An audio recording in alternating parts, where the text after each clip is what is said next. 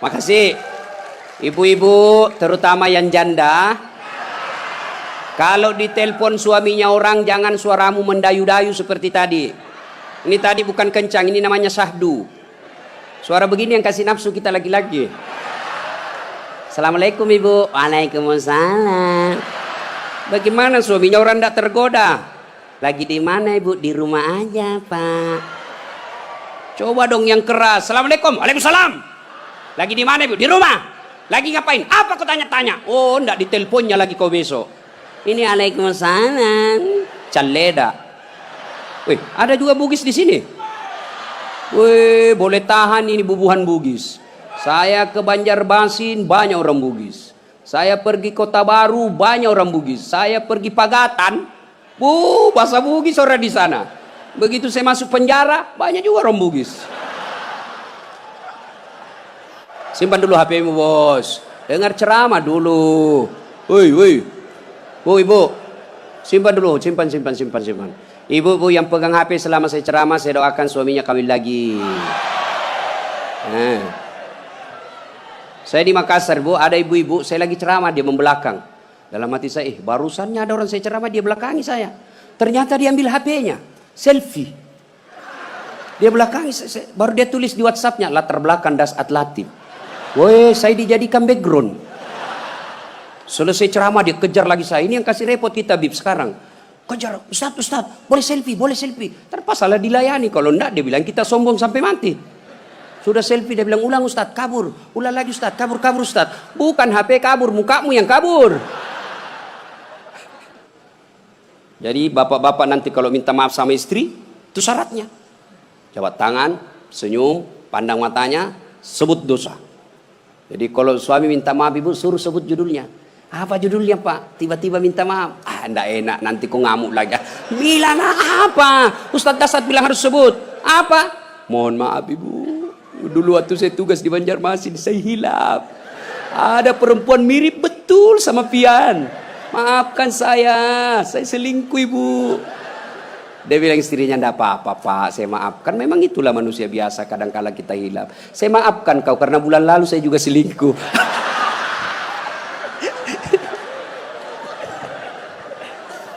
Ibu-ibu, ini sebenarnya bapak-bapak banyak selingkuh gara-gara ibu-ibu juga. Bagaimana suamimu tidak selingkuh kalau kau marah-marah aja terus di rumah? Dia kira enak jadi suami nih ibu-ibu ini. Kira enak. Di kantor kita dimarah-marahi sama pimpinan. Di jalan macet, kadang-kala kehujanan. Ya, di warung kopi masuk WhatsApp tagihan. Sampai di rumah dimaki-maki lagi kita sama istri. Bagaimana kita tidak cepat sakaratil maut? Ini perempuan sekarang seperti cuaca, susah ditebak perasaannya.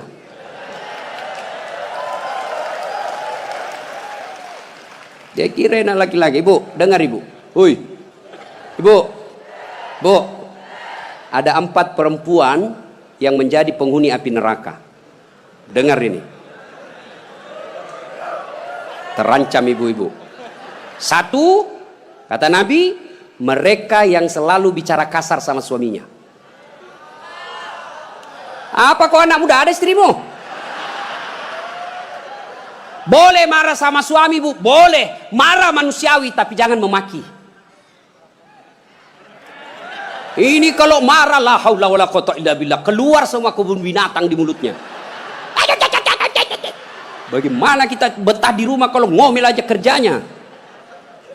Jadi, hei bu, coba dengar itu laki-laki, coba lihat itu laki-laki. Kami pikir ibu bagaimana supaya ibu bisa pakai AC di kamar. Pak, kami pikir bagaimana supaya ibu bisa pakai emas pulang kampung dihargai sama keluarga. Kami pikir bagaimana supaya kalian bisa dibelikan mobil supaya tidak hitam kulitmu. Itu dipikir sama suamimu. Makanya jangan suka marah-marah. Takbir. Ada di sini takut sama istrinya? Ada. Berhenti kau jadi laki-laki. Ngamuk Ustaz. Kalau dia ngamuk enggak apa-apa. Dia pecahkan piring satu, pecahkan satu lusin. Dia pecahkan semua. Kenapa? Piring, gelas boleh dibeli. Harga diri sebagai suami tidak boleh diinjak-injak istri. Takbir. Itulah yang takut sama istrinya.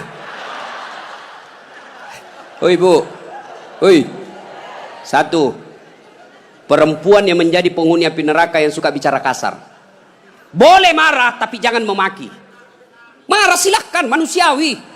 Tapi jangan memaki-maki. Goblok memang kau jadi laki-laki. Sudah goblok, hitam, gendut. Wah, ini penghuni neraka ini. Enak juga kalau kita pulang kampung, pulang rumah, capek kita tadi jual ikan. Sampai di rumah disambut sama suami dengan senyuman. Bila kamu di sisiku, hati rasa syahdu. Tenang perasaan. Lah sudah bilang, bu kalau ada duit saya belikan kau emas. Masuk lagi kamar suami, berantakan kamarnya, marah-marah, peluk suami kita sambil menyanyi. Insaflah wahai manusia, bila dirimu bernoda. Itu kan lagu-lagu ibu-ibu dulu, lagu-lagu nasihat. Iya toh? Mungkin Tuhan mulai bosan melihat tingkah kita yang selalu salah dan bangga dengan dosa-dosa, atau alam mulai enggan bersahabat dengan kita. Coba kita bertanya pada rumput. Itu. Jadi kalau suaminya susah rezekinya, singgung dengan itu lagu. Mungkin kau banyak dosa. Itu lagunya ibu-ibu dulu. Sekarang lagunya ibu-ibu apa? Yo ayo, yo ayo, yo ay, beleng-beleng. Senamlah dia di depan kantor bupati. Ibu-ibu di depan, bajunya sempit, roknya sempit. Bapak-bapak di belakang. Ibu-ibu di depan lah jadi pelatih. 1, 2, bapak-bapak di belakang. 3. Bagaimana enggak beleng-beleng semua ini? Putar ke kiri. Apa lagu-lagu begitu? Coba kalau salawat kayak tadi, nyaman perasaan. Ya. Woi. Ibu. 1, boleh marah, jangan memaki. 2, perempuan menjadi penghuni api neraka. Mereka yang membebani suaminya melebihi kemampuan suami. Suaminya gajinya cuma 4 juta, tapi gaya hidupnya 7 juta. Kayaknya banyak penderita di sini ya. Hei, ibu-ibu, kenapa kita miskin? Karena kehidupan, gaya hidup kita melebihi rezeki. Allah kasih rezeki 5 juta 1 bulan, tapi gaya hidupnya 8 juta. Akhirnya apa? Ngambil kredit, tidak bisa tenang. Coba kalau gaji kita 5 juta, gaya hidup kita 3 juta, insya Allah tenang perasaan. Kita miskin karena melebihi kemampuan kita. Maka suami kalau rezekinya 3 juta, jangan kau bebani. Ini kan tidak dibebani suaminya. Datanglah itu tukang kredit mobil. Bu, kalau ada mobil bu, tenang ibu. Ibu sudah tidak kehujanan. Pulang kampung nanti, ibu enak lagi. Satu keluarga, nggak perlu lagi naik PT-PT. Enak kan? Ini namanya penjual mobil. Semua enak dia cerita. Dia tidak cerita bagaimana kalau kempes banyak. Bagaimana kalau mogok mobilnya? Tidak ada cerita itu. Akhirnya apa? Usullah kepada suaminya, bang, masukin aja deh sertifikat rumah supaya kita bisa mobil. Akhirnya apa? Bulan pertama masih bisa dibayar cicilannya. Bulan kedua tidak bisa. Bulan ketiga, 4 tidak bisa. Akhirnya apa? Diambil mobilnya. Sudah diambil mobilnya, diambil pula sertifikat rumahnya digadai. Mengamulah gara-gara kau yang tidak bersyukur ini. Maka jangan melebihi kemampuan suami. Ibu-ibu punya siku? Punya? Hoi. Punya siku? Coba gigit sikunya, Bu. Coba. Kalau ada yang bisa gigit sikunya, saya kasih hadiah. Coba, mana bisa? Itulah orang yang memaksakan suaminya melebihi kemampuannya. Dan yang ketiga, kata Nabi, orang yang akan menjadi perempuan penghuni neraka, mereka yang mempertontonkan auratnya di depan lelaki. Bu, terutama ini akhwat cewek-cewek nih. Mari kita kerjasama. Kami laki-laki jaga mata, tolong kalian perempuan jaga akhlak. Biar kami setengah mati jaga mata, kalian gentayangan di jalan, habis amal kami, bos. Pastilah dilihat. Barang bagus. Dia bilang, dilihat. Haram tidak dilihat. Barang bagus, maka solak-solak kok bos. Ya? Yang keempat, orang yang akan menjadi perempuan penghuni api neraka, mereka yang tidak mendirikan sholat. Inilah perempuan memang paling banyak tidak mendirikan sholat. Kapan? Selesai haid. Haid 5 hari tambah bonus 2. Dia bilang suaminya, kenapa belum sholat sayang? Biasanya cuma 5 hari. Orang belum bersih, masih ada sedikit-sedikit. Dia bilang suaminya, bohong. Apa bohong? Saya kasih lihat kau. Apa mau dikasih lihat? Ketawa baru kau yang begitu.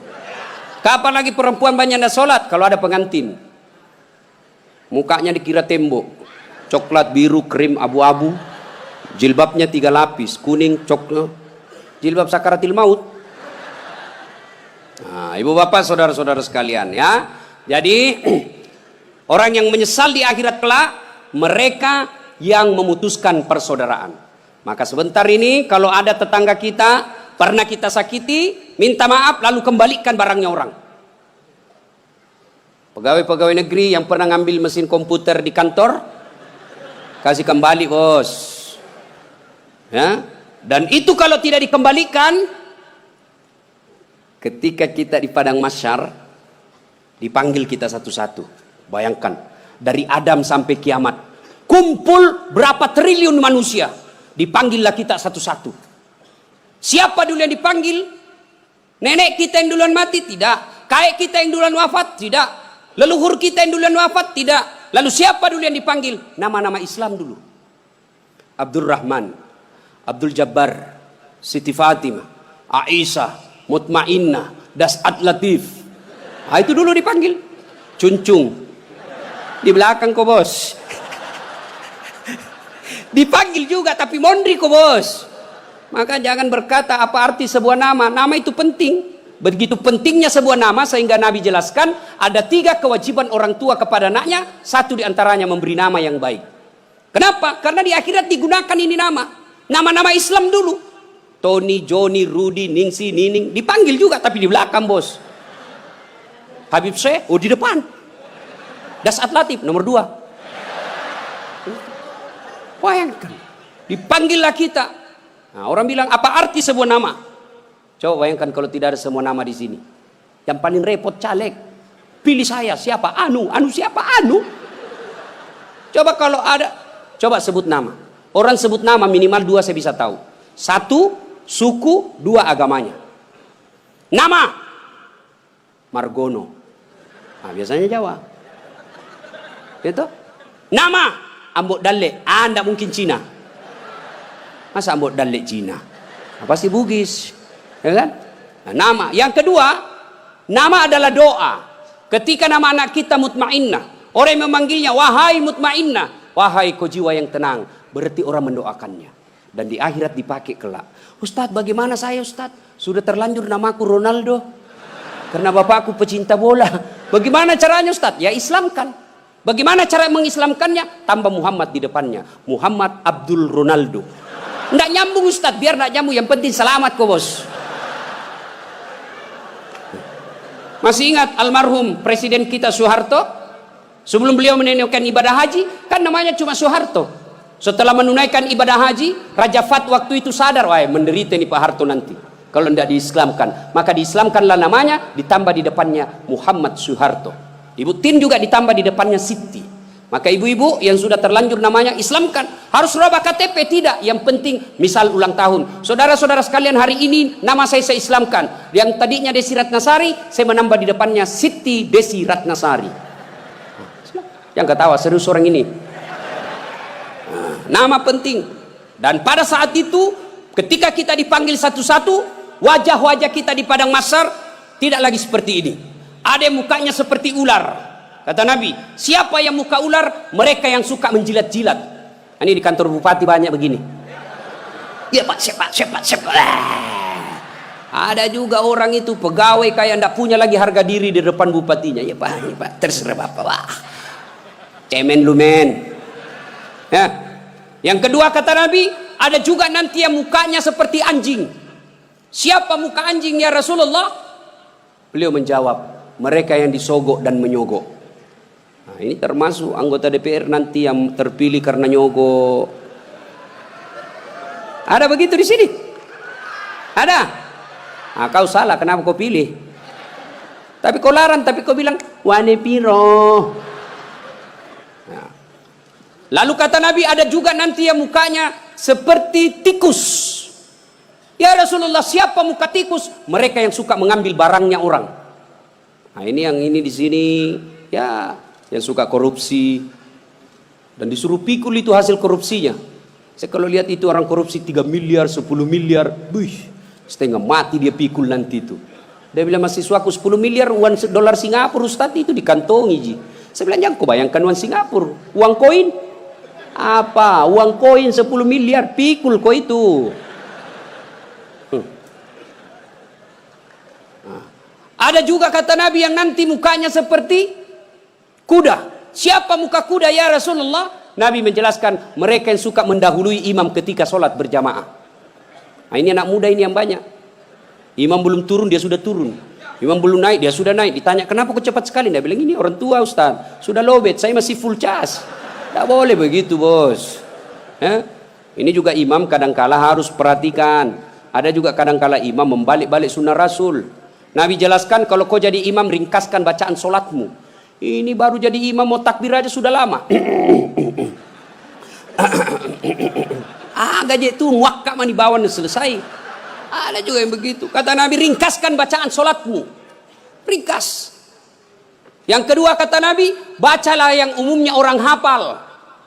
Tujuannya apa? Satu, orang bisa husuk mengikuti kalau yang dia baca hafal. Coba kalau imamnya membaca kul huwallahu ahad, anak-anak juga ikut di belakang kul huwallahu ahad, karena dia hafal.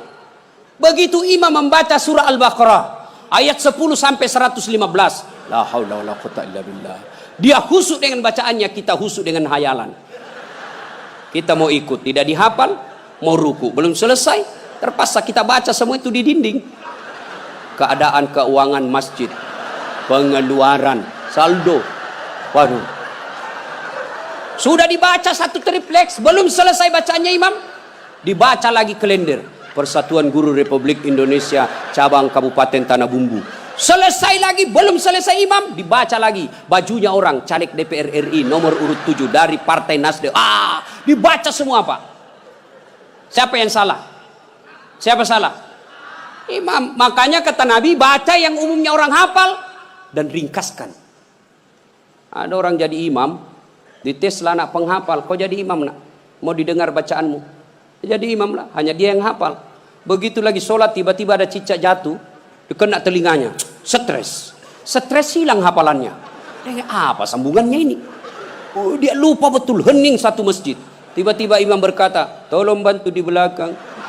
Dia bilang di belakang, saya juga tidak tahu. Tiba-tiba berteriak, kalau begitu ya sudah, Allahu Akbar.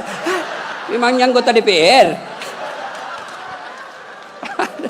Saya punya pengalaman ini Pak, waktu saya kecil di kampung SMP saya waktu itu sholat asar lama sekali imam sujud. Kenapa lama betul ini imam sujud? Ada apa ini? Tiba-tiba ada kawan saya nakal, diangkat kepalanya, hilang imam. Ternyata yang ditunggu sudah keluar. Dia keluar dari pintu samping, kacau sholat. Selesai sholat ditanya, Pak Imam, kenapa kau tinggalkan kami? Dia bilang, saya kentut nak. Pak Imam, lain kali kalau kentut kasih bangkit dulu kepala supaya kami lihat kau keluar. Dia bilang, saya sengaja, malu saya kau lihat. Kacau sholat. Siapa yang salah? Siapa salah? Siapa salah? Imam. Makanya hati-hati milih imam. Ya, ada lagi kejadian ini waktu saya kuliah KKN. Belum jadi ustadz saya waktu itu. Ada kawan saya dia pakai baju gamis. Wah, saya bilang pasti anak pesantren. Jadilah imam dia. Saya di belakang dua anak fakultas sastra. Begitu dia baca Al-Fatihah masih aman. Dia baca Al-Kafirun dalam hatiku, cari penyakit ini orang ini. Benar, dia baca tidak mau sampai. Wala antum abiduna ma a'bud wala ana abidu ma abattum wala antum abiduna ma a'bud wala ana abidu ma wala antum tak putar. Temanku jengkel dia ada sastra, dia bilang, kenapa itu tak putar-putar? Langsung dia bilang, ini juga saya pikir. Kacau sholat. Makanya kalau imam salah, kacau jamaah kita. Makanya hati-hati milih imam. Kata Nabi, Milih imam itu tidak boleh sembarang. Jamaah makmum boleh, mulai dari orang waras sampai orang gila boleh jadi makmum. Mulai dari orang belum balik sampai dewasa boleh jadi makmum. Tapi imam tidak boleh. Kenapa? Salah imam, salah kalian. Jamaah. 2020 Tanah Bumbu akan milih imam. Bupati. Salah milih imam, salah kalian, menderita kalian di kabupaten ini. Maka hati-hati milih imam. Pun kita jadi makmum juga tidak boleh sembarang. Harus ada etikanya. Jadi makmum kata Nabi, kalau kau ke masjid, sikat gigi dulu. Terutama kalau subuh. Bayangkan kalau kita tidak sholat, tidak sikat gigi, tidur semalaman, orang di samping kita balik kanan, kita balik kiri menguap. Sampai meninggal dia ingatnya itu, busuk mulutnya itu. Sunnah sikat gigi. Apalagi kalau kau jadi makmum, jangan kau merasa kaulah yang paling soleh dalam masjid itu. Ada juga orang takbir itu kayak mau dia gigit, kita punya telinga. Cool man. Baca Al-Fatihah kayak dia ada di telinga sampingnya. Pada cengi capuk. Hanya ganggu ki. Ada lagi apa? Itu kaki. Kaki juga itu kadang-kala mengganggu. Kita kasih pindah, dia kasih pindah lagi kakinya. Kasih pindah, dia kasih pindah lagi. Saya jengkel, saya injak. Selesai salat. Ustaz, kenapa kau ganggu saya? Makanya adik-adik, kalau mau saya tanya, kenapa kau kasih pindah-pindah kakimu? Kau ganggu saya? Dia bilang supaya rapat saf. Bos, sini. Kalau mau rapat safmu bukan jari-jari kaki yang kau tempel. Tapi apa? Bahumu atau siku. Kalau siku rapat, pasti saf rapat. Tidak ada orang sholat begini. Tapi kalau kakimu rapat, safmu longgar. Ya. Ada lagi selesai sholat yang paling menjengkelkan itu.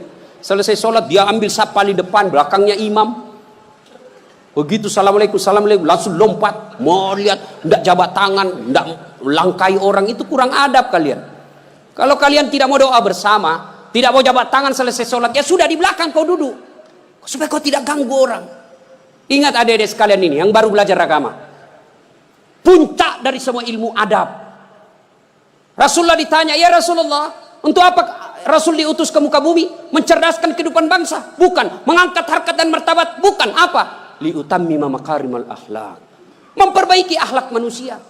Ini kita berbeda mazhab, saling mengkafirkan. Saling menghina. Zaman sekarang aja ini kita ribut-ribut sesama muslim. Dulu tahun 90-an, kita kalau sholat subuh, Allahu Akbar. Di samping kita tidak kunut, dalam hati saja, oh Muhammadiyah. Selesai. Allahu Akbar. Tidak kunut, Muhammadiyah berarti. Itu aja dia. Sekarang saya pun dimaki-maki di Facebook. Apa kau Ustaz? Bicara-bicara sunnah. Baru kau tidak pelihara sunnah. Kenapa kau tuduh saya tidak pelihara sunnah? Buktinya kau tidak pelihara jenggot. Ya mau diapa kalau tidak mau tumbuh? Saya sudah kasih minyak, Bib, tidak tumbuh-tumbuh. Malah marah istri saya. Ini Ustaz kasih kotor-kotor bantal. Kasih minyak nih Bu. Ya. Nah, saudara-saudara sekalian, ini golongan, maka sebelum wafat minta maaflah orang-orang yang pernah kita sakiti. Kalau ada berkaitan dengan barang, kembalikan. Ibu-ibu yang pernah ngambil sendoknya orang ketika pengantin, kasih kembali. Karena ada juga itu ibu-ibu Columbus. Tahu Columbus? Kelompok ibu-ibu pembungkus. Kalau ada pengantin dia bungkus semua kuai. Yang ketiga, penyesalan kata Nabi, yaitu mereka yang tidak menjawab salat, azan salat ketika azan berkumandang. Puasa, haji, zakat, sedekah, semuanya akan sia-sia ketika tidak mendirikan sholat. Adik-adik, kalian tidak usah malu kalau kalian tidak jadi pegawai negeri. Ibu-ibu, kalian tidak usah cemas dan merasa malu kalau sampai sekarang ini masih ngontrak-ngontrak rumah. Tapi malu dan cemaslah ketika sudah dewasa seperti ini, belum mendirikan sholat dengan sebaik-baiknya. Kalau sholat kita insya Allah baik, maka hidup kita akan diperbaiki oleh Allah Subhanahu wa Ta'ala.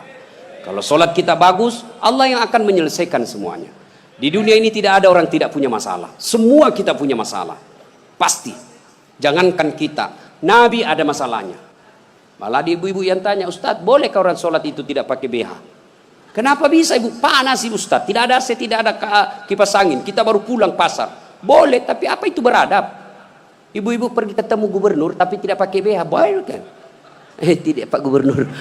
Mohon maaf ini Pak Gubernur. Coba. Ya. Saya sholat Ustaz, betul kok sholat tapi main-main. Allah. Wa kana wa ya kunustan. Ini serang. Ratal. Siapa ngajar sholat begitu, Bos? Ada juga orang sholat kayak ditiup angin.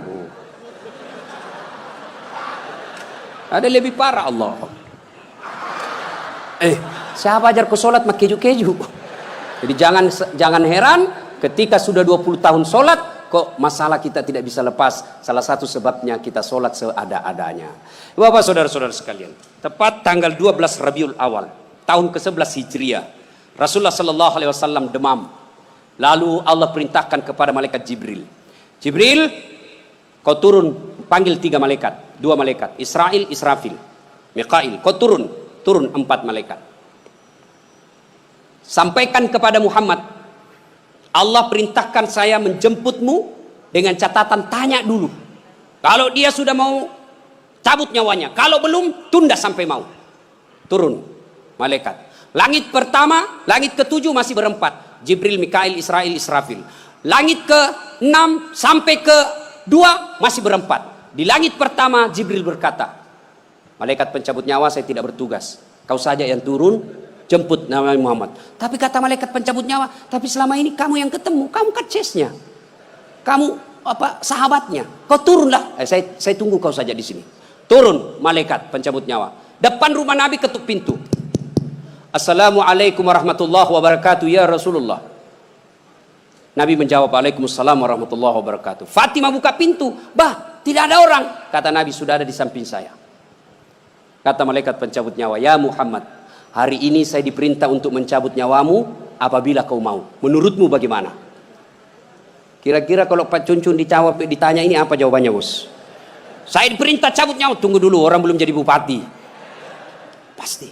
Ustaz, Dasat, saya diperintah cabut nyawamu. Menurutmu bagaimana? Tunggu dulu, istri baru 1.